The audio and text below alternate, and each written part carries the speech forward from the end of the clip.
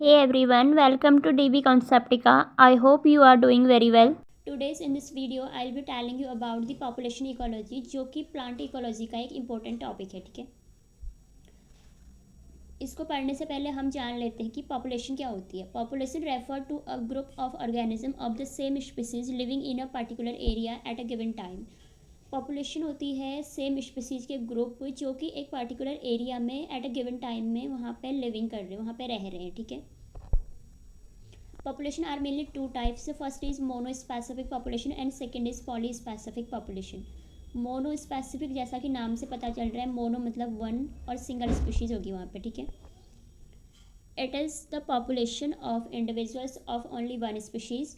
मतलब जो मोनोस्पेसिफिक है उसमें एक स्पीशीज़ के इंडिविजुअल्स का ग्रुप होगा और उनका पॉपुलेशन होगा. ठीक है, सेकेंड है पॉलीस्पेसिफिक और mixed population. It is the population of individuals of more than one species generally refer to as community.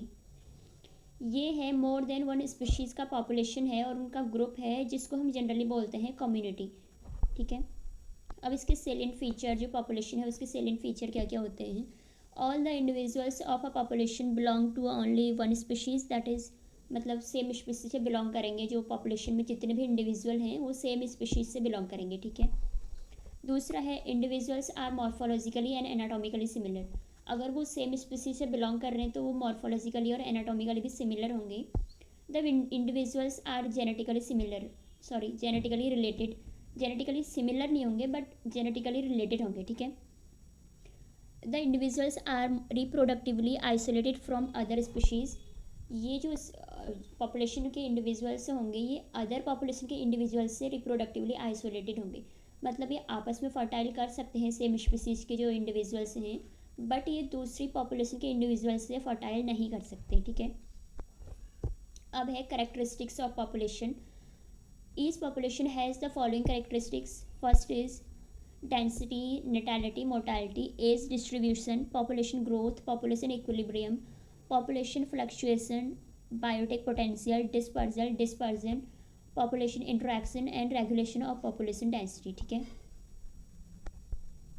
First है density. population density refers to as the total number of individuals in a unit area or unit volume at a given time. मतलब किसी unit area में, किसी particular area में particular time में कितने individuals, कितने number of individuals रह रहे हैं उसको बोलते हैं उसकी डेंसिटी. ठीक है, it may be expressed in various parameters. The density of any population can be expressed by the following formula. इसका फार्मूला होता है density equal to N upon A upon T. मतलब number of individuals per unit area per unit time. ठीक है,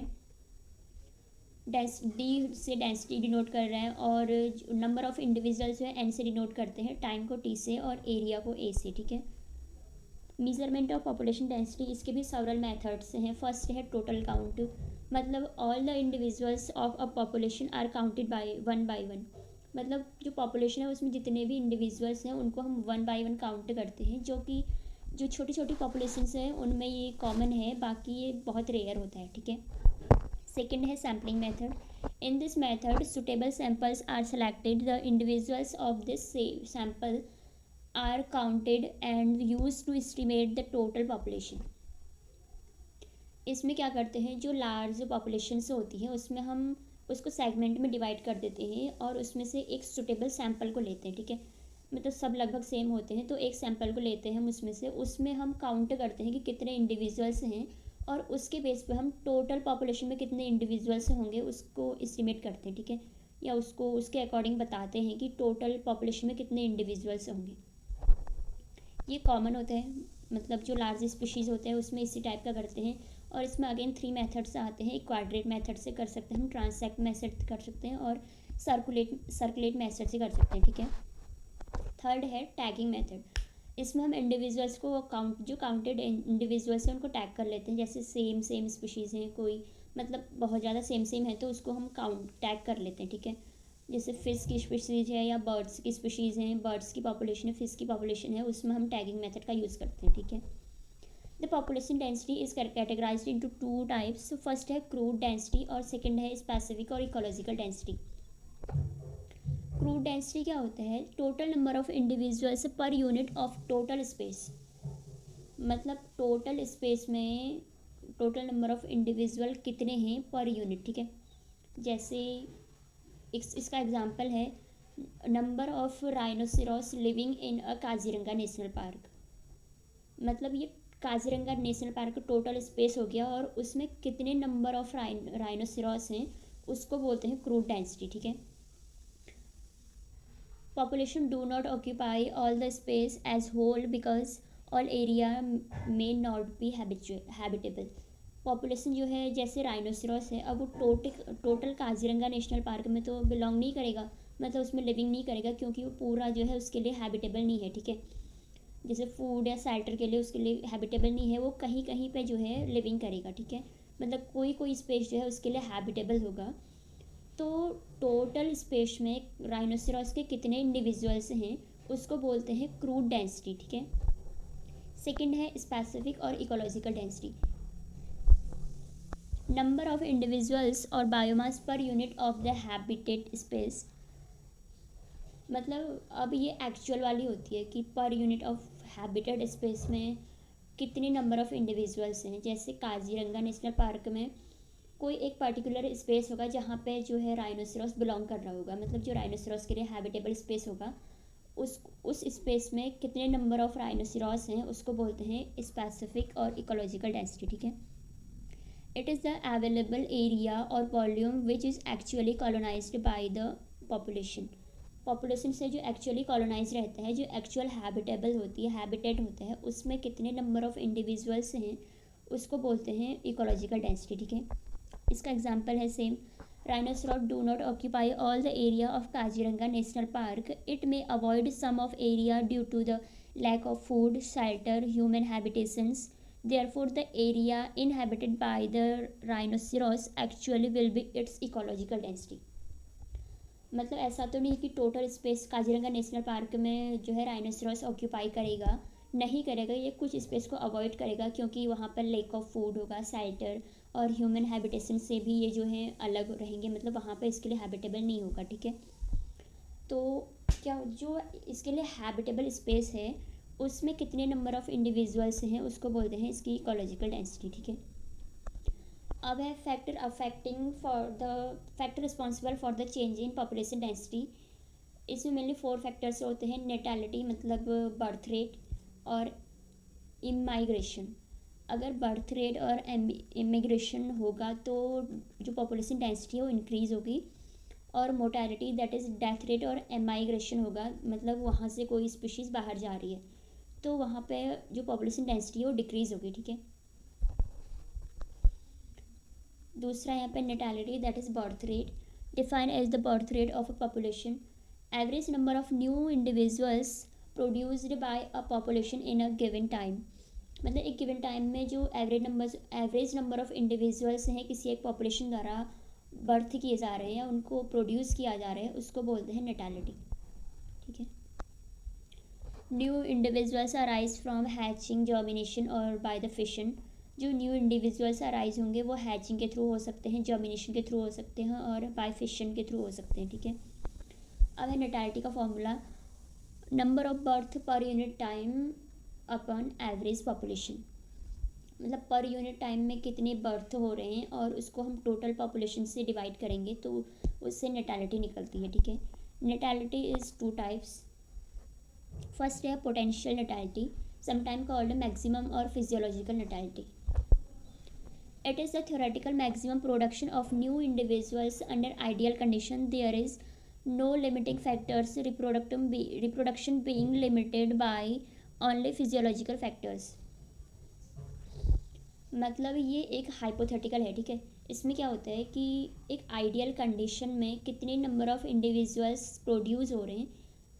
ideal condition मतलब वहाँ पर कोई लिमिटिंग फैक्टर नहीं है, जो प्रोडक्शन है, जो बर्थ रेट है वो जो है फिजियोलॉजिकल फैक्टर से ही जो है रुक रहा है, ठीक है। मतलब जब जो पॉपुलेशन है, इंडिविजुअल्स हैं, उनकी एज हो जा रही है कि अब वो रिप्रोड्यूस नहीं कर सकते हैं, उसकी वजह से ही वहाँ पे रिप्रोडक्शन रुक रहा है या फिर बर्थ रेट रुक रहा है, वरना वहाँ पे कोई एनवायरमेंटल फैक्टर अफेक्ट नहीं कर रहे हैं बर्थ रेट को, ठीक है।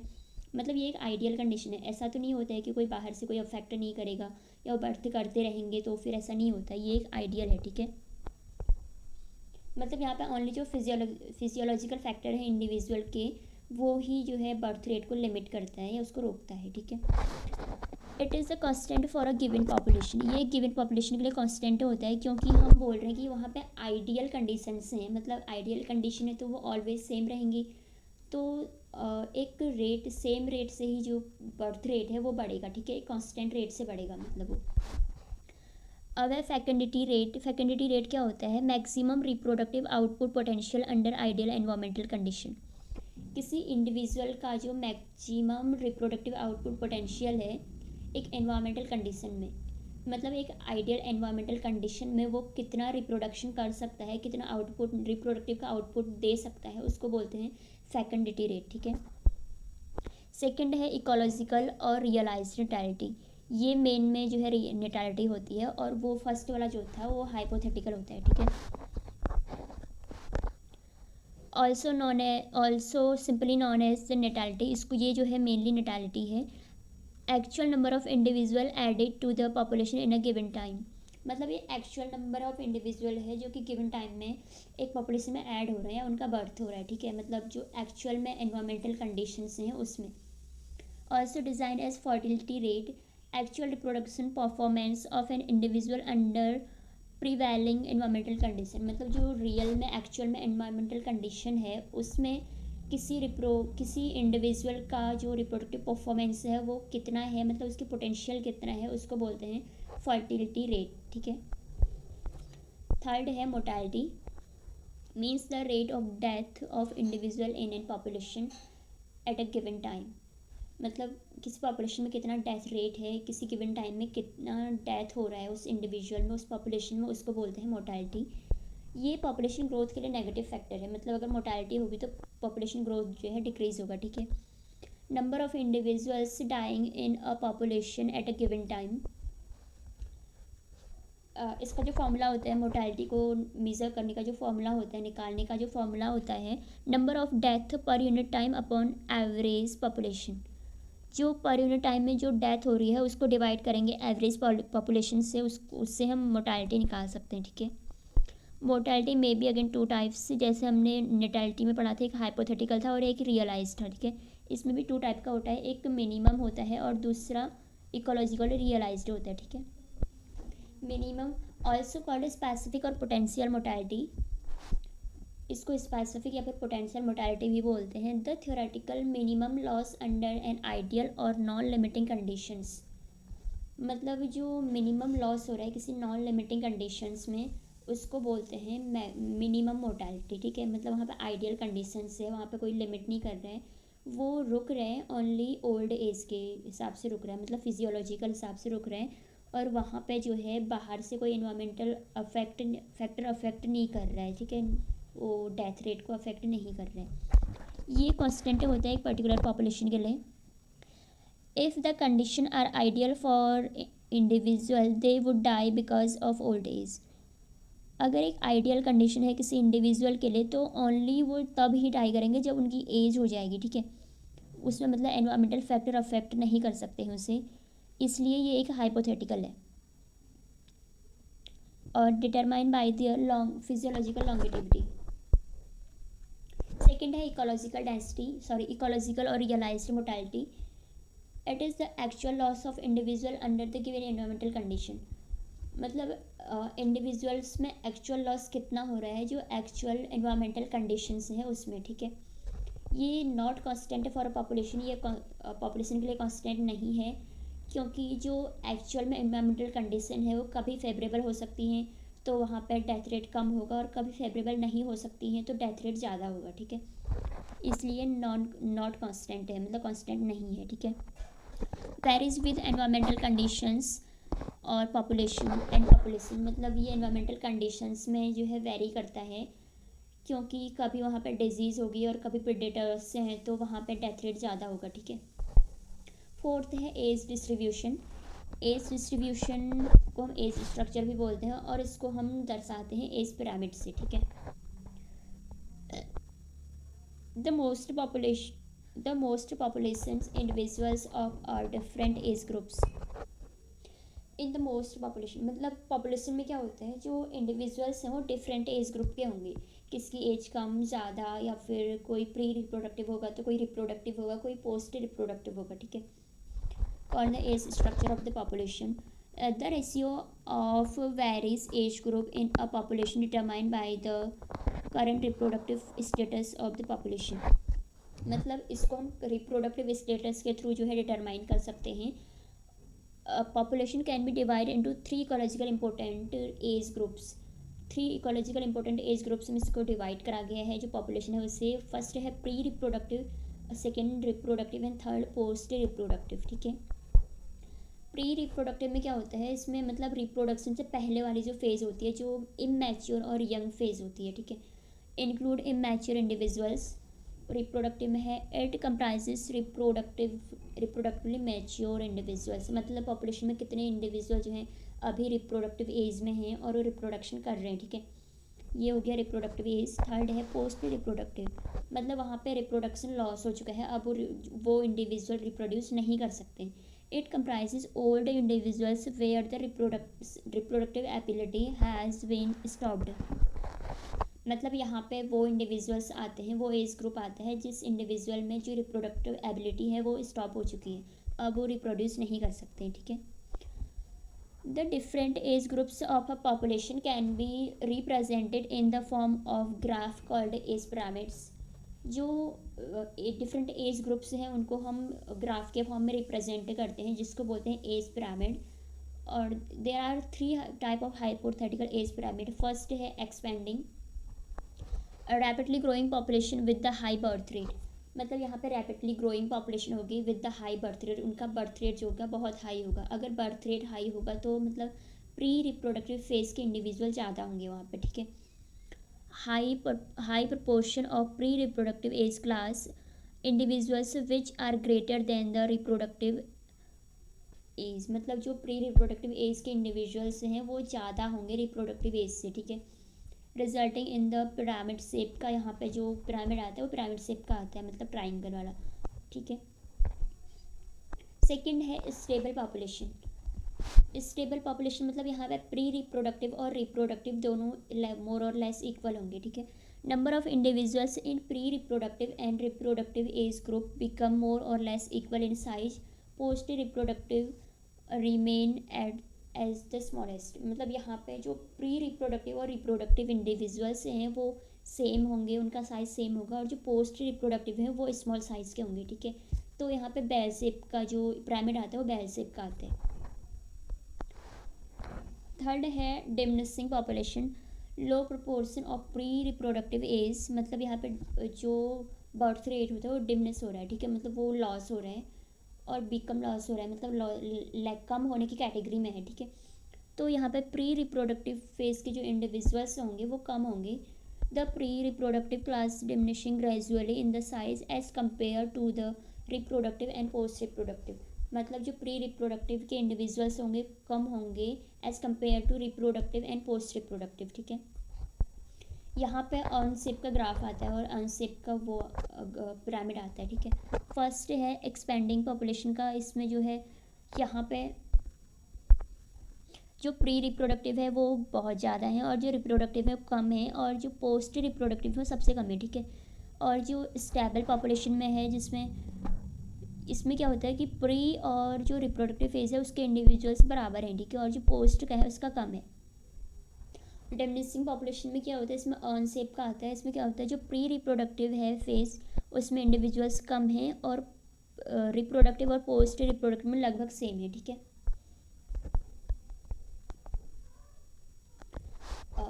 इसमें आता है अगेन जो दूसरा करेक्टरिस्टिक है इसके आगे वाला वो है population growth. The increase in the population is called population growth, मतलब जो पॉपुलेशन है उसमें इंडिविजुअल्स का इंक्रीज हो रहा है विद द टाइम, उसको बोलते हैं पॉपुलेशन ग्रोथ, ठीक है। Population equilibrium, after reaching the maximum number of population the population remain at the level for the long time period, मतलब यहाँ पे क्या होगा उसके मैक्सिमम नंबर जो है रीच कर लिए हैं किसी पॉपुलेशन ने, तो वहाँ पे पॉपुलेशन रिमेन मतलब स्टेबल हो जाएगी लॉन्ग टाइम के लिए, ठीक है, उसको बोलते हैं पॉपुलेशन इक्विलिब्रियम। अब है population fluctuation, the increase and decrease in the number of individuals in a population is called population fluctuation. मतलब पॉपुलेशन फ्लक्चुएशन में जो इंडिविजुअल्स हैं वो डिक्रीज हो रहे हैं, इंक्रीज हो रहे हैं, इसको बोलते हैं पॉपुलेशन में फ्लक्चुएशन होना, ठीक है। अब है biotic potential. Biotic potential refer to the inherent ability of a population to increase in number. Means biotic potential को बोल सकते हैं रिप्रोडक्टिव पोटेंशियल, ठीक है। मतलब नंबर ऑफ इंडिविजुअल कितने रिप्रोड्यूस हो रहे हैं, उनकी एबिलिटी क्या है और उनकी पोटेंशियल क्या है रिप्रोड्यूस करने की, टू इंक्रीज द पॉपुलेशन, इसको बोलते हैं biotic potential. When the age ratio is stable and the environmental conditions are favourable. अगर एज रेशियो स्टेबल है और एनवायरमेंटल कंडीशन फेवरेबल है तो यहाँ पे बायोटिक पोटेंशियल ज़्यादा होगा, ठीक है। It is reproductive ability of a population, मतलब ये पॉपुलेशन की रिप्रोडक्टिव एबिलिटी होती है। It is reduced when the environmental conditions are not optimal. अगर एनवायरमेंटल कंडीशन ऑप्टिमल नहीं है तो यहाँ पे जो रिप्रोडक्टिव पोटेंशियल है या जो बायोटिक पोटेंशियल है वो रिड्यूस हो जाएगा, ठीक है। नेक्स्ट कैरेक्टरिस्टिक है dispersal. Dispersal is the phenomenon where the individuals of a population move into और out from the population. Dispersal एक ऐसा फिनोमिनन है जिसमें पॉपुलेशन में कोई इंडिविजुअल्स उसमें आ रहे हैं या जा रहे हैं, उसको बोलते हैं डिस्पर्जन, ठीक है। ये 3 टाइप का हो सकता है, migration, E migration and emigration. Migration मतलब वहाँ से लॉन्ग टाइम के लिए कोई स्पीशीज़ माइग्रेट कर रही है, मतलब वहाँ पे अगर उसको हैबिटेबल स्पेस नहीं मिल रहा है तो वो वहाँ से माइग्रेट कर जा रही है, ठीक है, किसी दूसरी जगह पे रहेगी अब वो। ई माइग्रेशन हो रहा है मतलब कोई स्पीशीज़ हमेशा के लिए बाहर जा रही है, उसको बोलते हैं ई माइग्रेशन।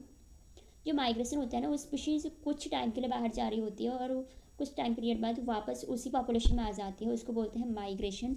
ई माइग्रेशन में क्या होता है, जो स्पीशीज़ हैं, जो इंडिविजुअल्स हैं, वो हमेशा के लिए पॉपुलेशन से बाहर जा रहे हैं। और एमिग्रेशन में क्या होता है, जो स्पीशीज़ और इंडिविजुअल्स हैं वो पॉपुलेशन में आ रहे हैं, ठीक है, उसको बोलते हैं इमिग्रेशन। अब है dispersion. Dispersion refer to the distribution of individuals in the population. मतलब किसी पॉपुलेशन में जो इंडिविजुअल्स हो किस पैटर्न में डिस्ट्रीब्यूट है उसको बोलते हैं dispersion. Individuals in an population में be distributed in the 3 broad pattern. So first है रेगुलर, दूसरा है रैंडम और तीसरा है क्लम्प्ड। फर्स्ट रेगुलर में पता चल रहा है मतलब ये यूनिफॉर्म और इवेनली डिस्ट्रीब्यूट होंगे पॉपुलेशन में। इंडिविजुअल्स आर मोर और less spaced at an equal distance from one another. मतलब जो इंडिविजुअल्स हैं उनके बीच की जो डिस्टेंस होगी सेम होगी, ठीक है, मतलब इक्वल डिस्टेंस में वो स्पेस रहेंगे। This is rare in nature but common in managed system like croplands.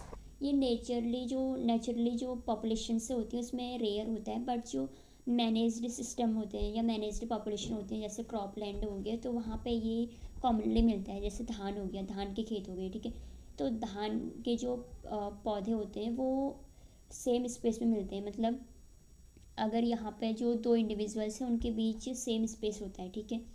यहाँ पे डायग्राम में देख सकते हैं कि जो ये इंडिविजुअल है और इसके मतलब सबके बीच जो डिस्टेंस है वो सेम होगी, ठीक है। दूसरा है random dispersion.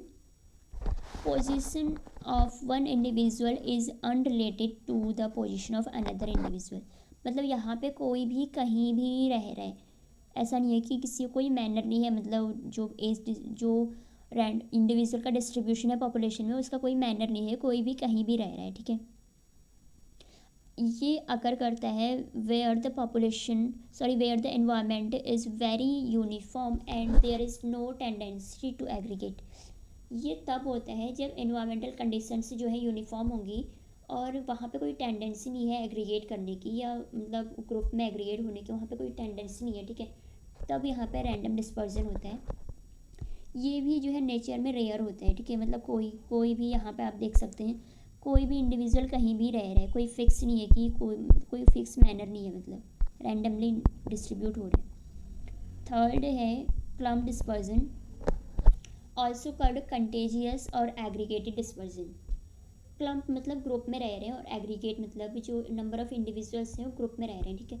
Individuals are aggregate in the group of varying size. मतलब जो ग्रुप में इंडिविजुअल्स रह रहे हैं वो वेरिंग साइज में अलग अलग होते हैं। जैसे कहीं पे ह्यूमन को आप देख सकते हैं, कहीं पे 10-12 लोग हैं वो ग्रुप में रह रहे हैं और कहीं पे 2-3 लोग ही ग्रुप में रह रहे हैं, ठीक है। इसका बेस्ट एग्जाम्पल है ह्यूमन पॉपुलेशन। अब इसके बाद आता है जो लास्ट वाला करेक्टरिस्टिक है, वो आता है रेगुलेशन ऑफ पॉपुलेशन डेंसिटी, ठीक है। The total number of individuals of a population living in an area, किसी एरिया में टोटल नंबर ऑफ इंडिविजुअल्स कितने रह रहे हैं उसको बोलते हैं regulation of population density. This is all about the characteristic of population.